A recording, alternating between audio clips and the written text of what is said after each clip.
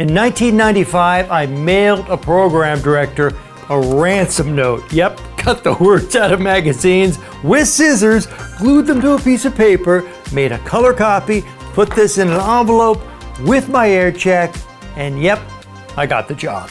I'm Jeff, the radio DJ dude. Since 15, I have been rocking major market mics, and now I'm going to tell you the whole story because it's the entire point of this video. But first, I know what you're thinking. Well, what's in it for me? 20 snarky sweepers. Written, finished, ready to go, and yep, free.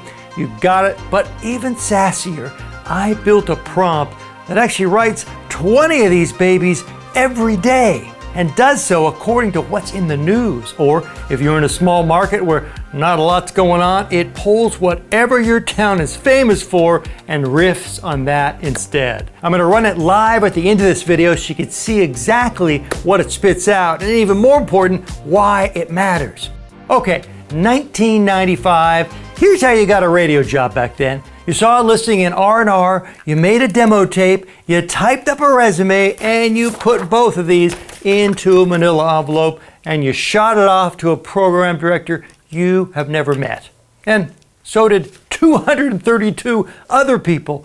232 identical envelopes, 232 identical resumes with the same 3 fonts. I mean, come on, that's all we had back then. 232 cassettes with the same 6 minutes of you topping over the same intro. You know what happens to that stack, don't you? It sits on the corner of a desk for 3 weeks, then it gets moved to the floor, then somebody throws most of it away without even listening to any of it. Now, I figured that out kind of early, and I decided I was not going to be in that stack. One time I sent a brochure, like a real one, trifold, headlines, a picture, the whole thing. And I sold myself like a used car, but with that new DJ smell. Another time I sent that ransom note, magazine clippings, mismatched letters, all glued down crooked. I mailed that to a stranger, and a stranger who actually had the power to hire me. And come on, that could have gone very badly. And other times, it was just something that didn't fit the traditional resume mold. But in every single package, I put in this pen. Custom printed, had my name and phone number on it, and of course, the pen said, "Only the best go with the best." I mean, what an egomaniac, even way back then. Now, you have to understand, this was the 80s and 90s. Nobody was doing this. There was no such thing as personal branding. There was no content strategy. There was just a dopey guy in an apartment with a glue stick and a questionable idea. Here's the part I really need you to hear. Every time I got called in for an interview, I'd walk into that program director's office, and what was on his desk? Yeah, that pen, and he was using it. 232 people mailed him a resume, and mine was the one that was still working after I left the room. Now, this isn't a job hunting tip. This is the whole philosophy. I mean, Barrett Media recently ran a piece about jocks needing to take more risks on the air. Nothing in it you don't already know, but it's the kind of thing that we all need to hear out loud once in a while. I mean, it's so easy to forget and just get lulled into our creative ruts. And here's what these gums have been saying since we met. And I'm saying it again. It's not what you play. Come on. It is what you say. Your job is not to be competent. I mean, come on. Competent is that stack of 232 envelopes. Your job is to be different from every other option that listener has in front of them. And come on, there are thousands of them. Spotify, podcasts, TikTok. That station down the dial that sounds exactly like you. If somebody can't tell the difference between your break and a voice track shift from a market 4 states away, you don't have a show. You have a job. And I hate to break it to you, and as we're seeing every month, jobs go away.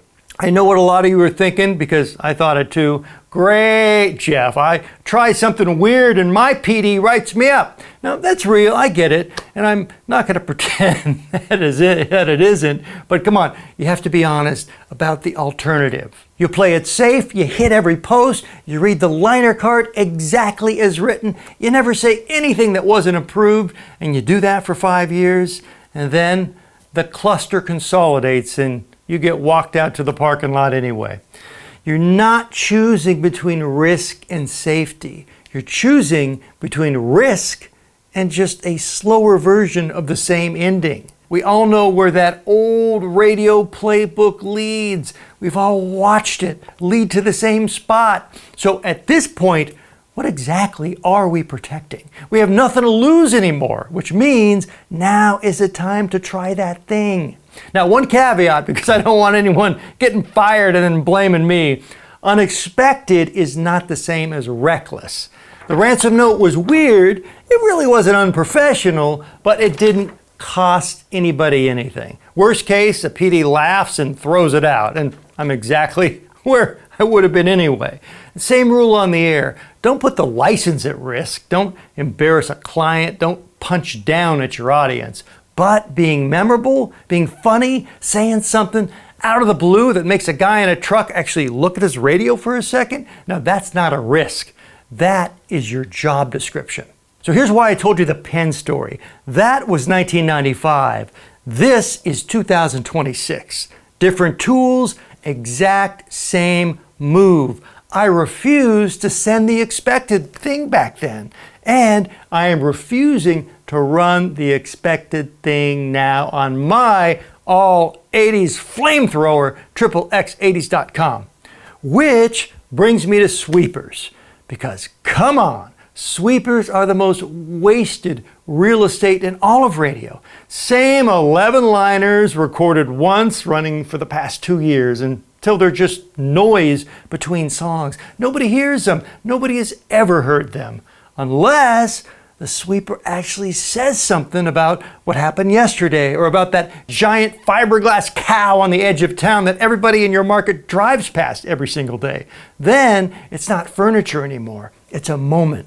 I've got 20 of these fun sweepers for you, and I'm giving them away. I'll share a couple with you right now. She said we should talk.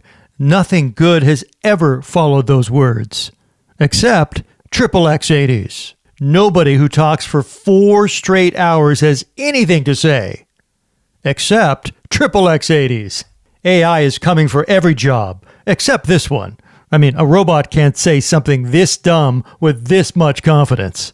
XXX80s. The wellness girl on your feed is drinking celery juice and blaming her problems on gluten.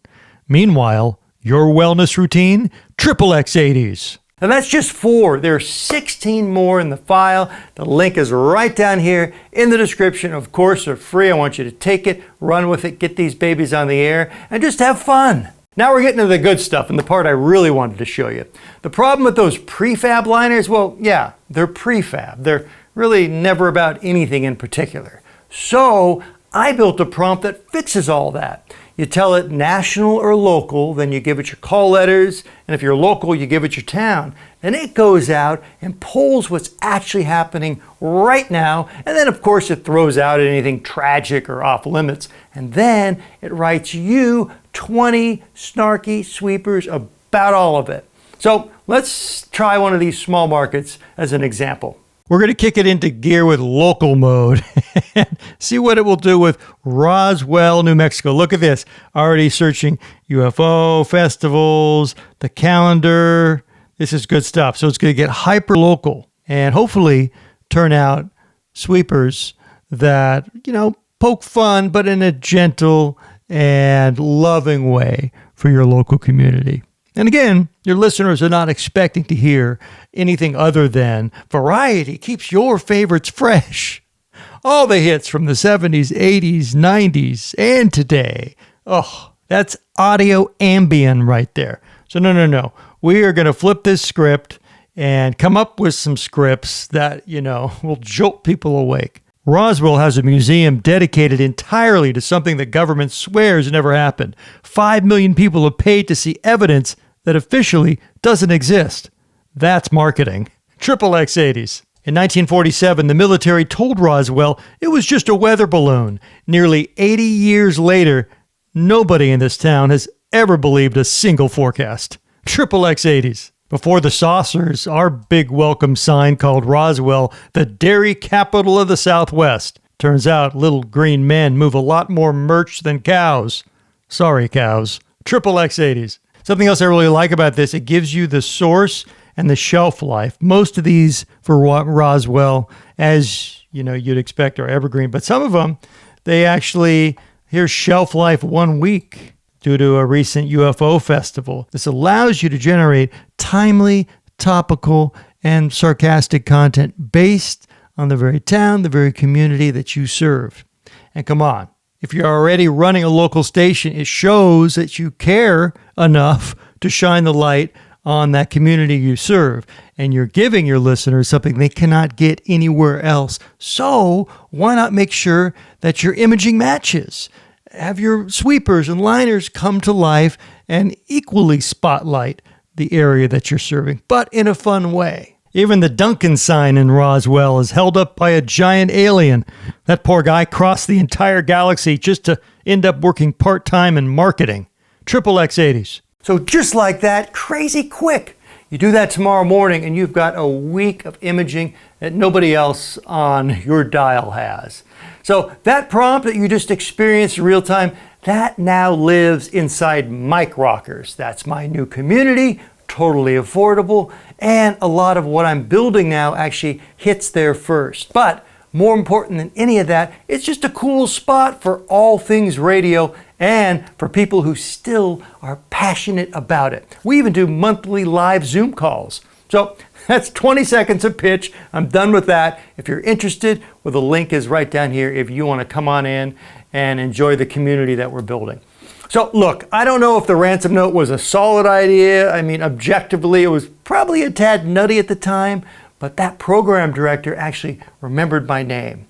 And 35 years later, I'm still here talking to you, so something must have worked out. So as it says in the title, SAFE is for mortuaries, and that just leads to a very dead sounding radio station. Send the ransom note, play the snarky sweeper that nobody expects. That is how you get people to perk up and how we breathe a little more life back into radio. Okay, I hope you dug this. If you got any satisfaction, I would love a like and a subscribe from sweet little you. Thank you very much. I am Jeff, the radio DJ dude, and until our next little radio rendezvous, you keep rocking those mics all over the world.